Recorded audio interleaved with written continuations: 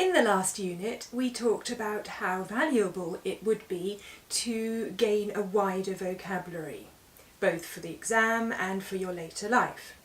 So how do we go about doing that? Well, I recommend you set an aim. I recommend you share that aim.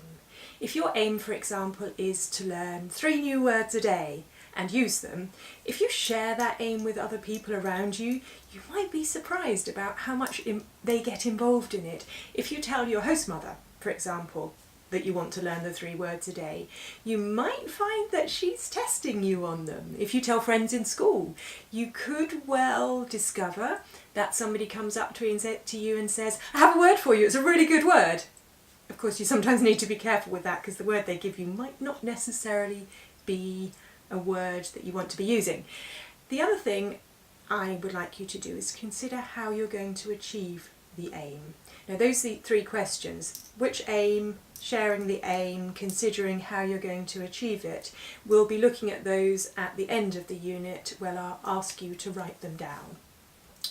What sort of aim should you be setting? Well, it's been known for many years that so-called SMART aims are the best way to go. This is used in management training, it's used in life training actually. So what is a SMART aim? Now, a SMART aim is one that is specific, it's one that is measurable, it's one that is attainable, a SMART aim is realistic, and it's timed. Now, in this case, I would say that could mean that specific is, I am going to learn 5 new words a day. Can't get much more specific than that. Measurable would be, how are you going to know when you've achieved the aim and how often will you check? For example, you might say, I'm going to learn the words on one day and I'm going to give myself a little test the next day to make sure I've really got them. Attainable, that means you need a realistic number of words. I would certainly not say try and learn 20 words a day, and the words that you're learning should be learnable. They shouldn't be so obscure that you're decreasing your chances to start with. The words that you're learning should also be relevant to the exam that you're taking.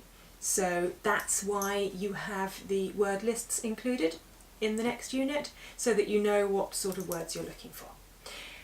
Timed, by this we mean you should know when you want to have achieved the aim by.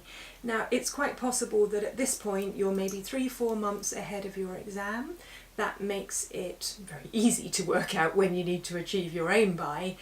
That's quite a long-term aim though, 3-4 months.